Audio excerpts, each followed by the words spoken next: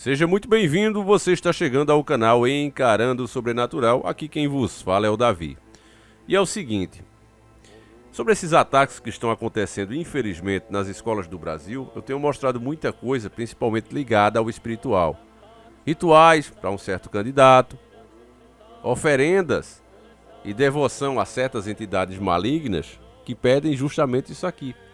E aí, a gente está percebendo aqui que algumas informações parece que estão sendo distorcidas e não ganham o alcance que deveriam ganhar. Por exemplo, o nosso querido irmão aqui, Gustavo Castro, né, ele diz o seguinte no comentário dele: estão abafando muito na mídia, todos os dias tem algum relato aqui na minha cidade. E aí ele mandou uma matéria, que eu vou mostrar print para vocês aí, que diz o seguinte, ó: jovem não identificado invadiu uma escola localizada no Parque do Café em Monte Mor. Ele pulou na escola e tentou cometer um ataque, quebrou alguns objetos, mas a GCM foi rápida e conseguiu localizar o indivíduo. Então essas coisas que estão acontecendo, né, em vários pontos, aqui na minha cidade eu soube de pelo menos 3, não sei se é verdade, mas o pessoal comentou pelo menos 3 casos, né? E mesmo assim, as autoridades estão tentando colocar isso como uma coisa isolada. O motivo disso, eu penso que deve ser, né, para não gerar uma histeria, para as pessoas não começarem a supor certas coisas, né?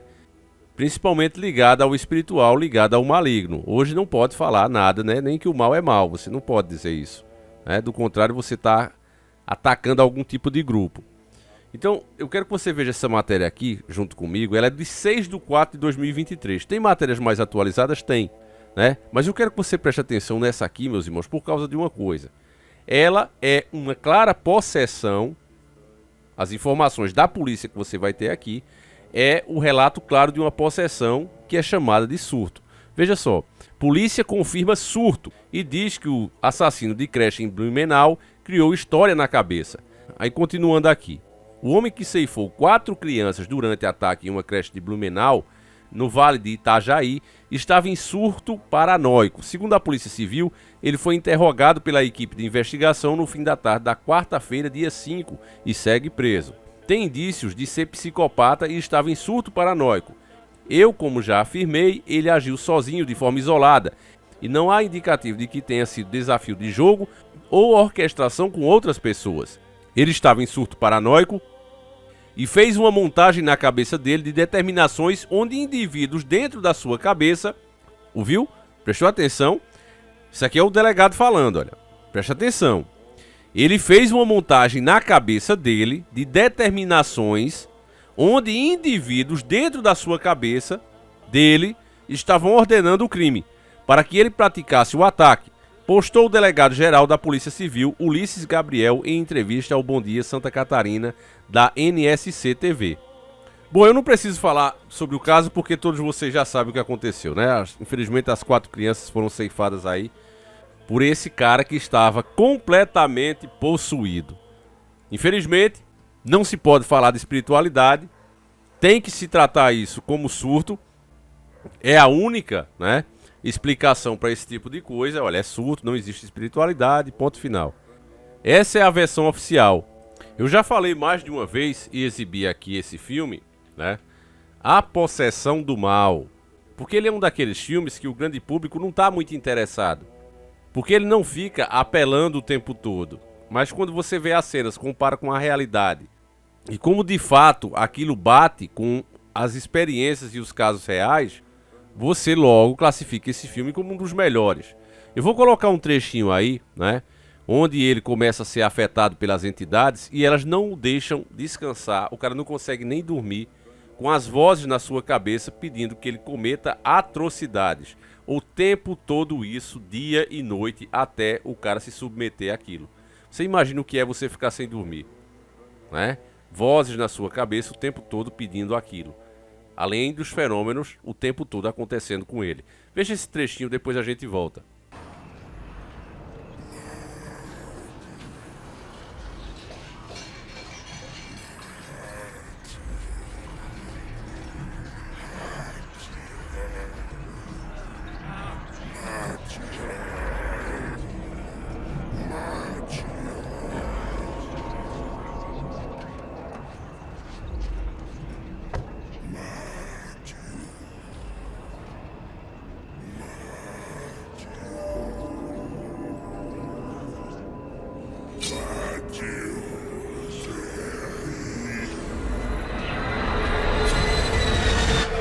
Então, meus irmãos, esse é um assunto estudado, né, há muito tempo. A própria Igreja Católica, quando autoriza um exorcismo, ela toma muito cuidado, é preciso esgotar todas as tentativas, primeiro, científicas.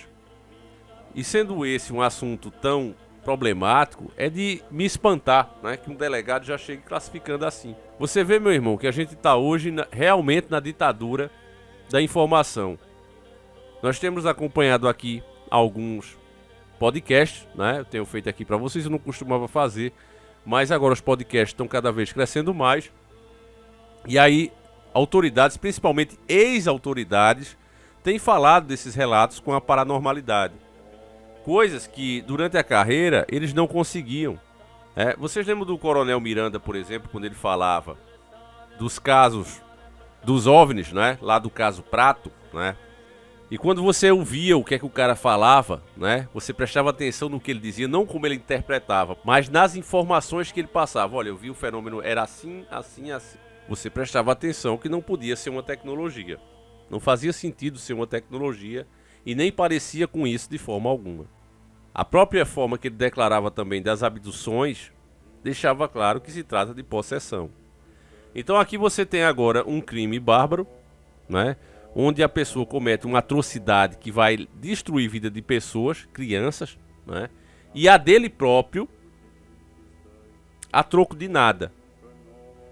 Sabe, não tem um motivo, como a gente já citou em outros vídeos. Porque um cara, às vezes, que, sei lá, vai fazer o mal, né?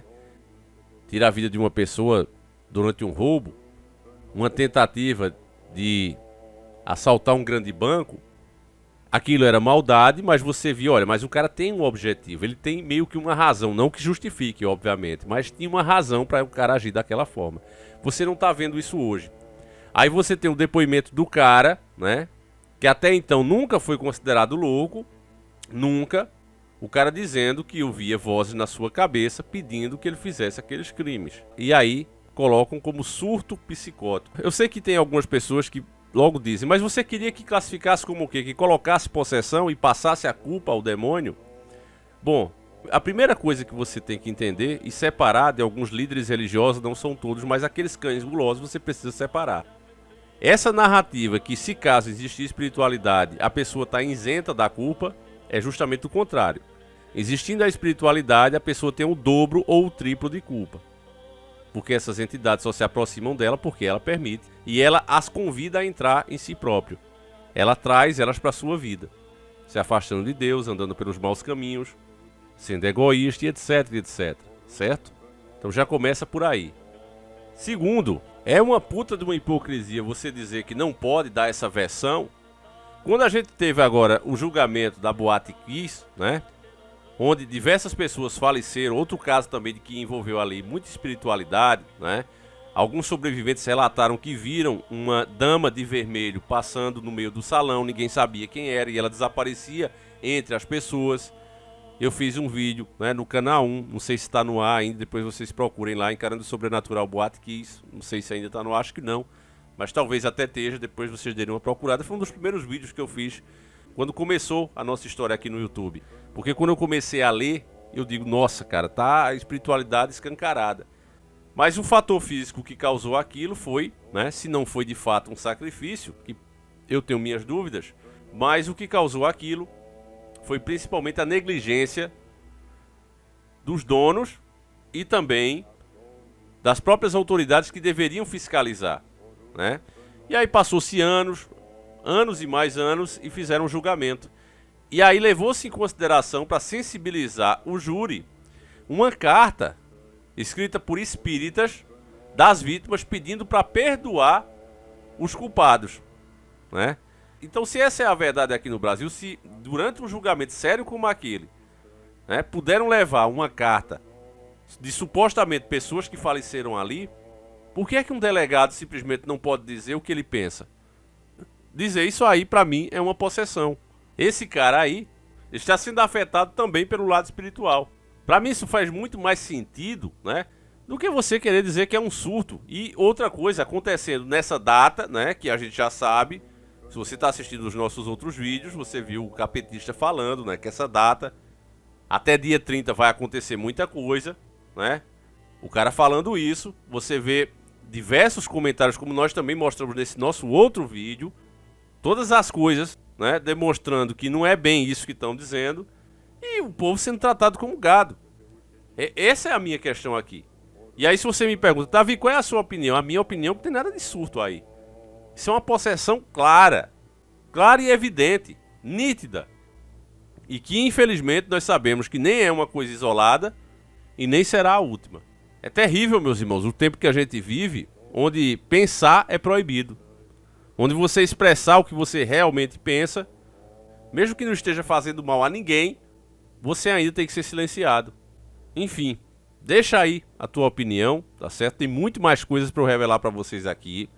Cada vez chegam mais matérias, principalmente de cidades menores, né, da mídia local, e que a grande mídia meio que está deixando de lado, não está fazendo as ligações. Aliás, é muito difícil eles fazerem, a não ser quando interessa, né? Enfim, meus irmãos, deixa aí o teu comentário. Não vou me alongar muito, porque isso aqui é igual estrume, né? Quanto mais você mexe, mais fede. Então vou encerrar por aqui. A gente deixa o resto do papo para um próximo vídeo. Deixa aí a tua opinião. Fiquem todos com Deus. Um abraço e a gente segue juntos. Fui!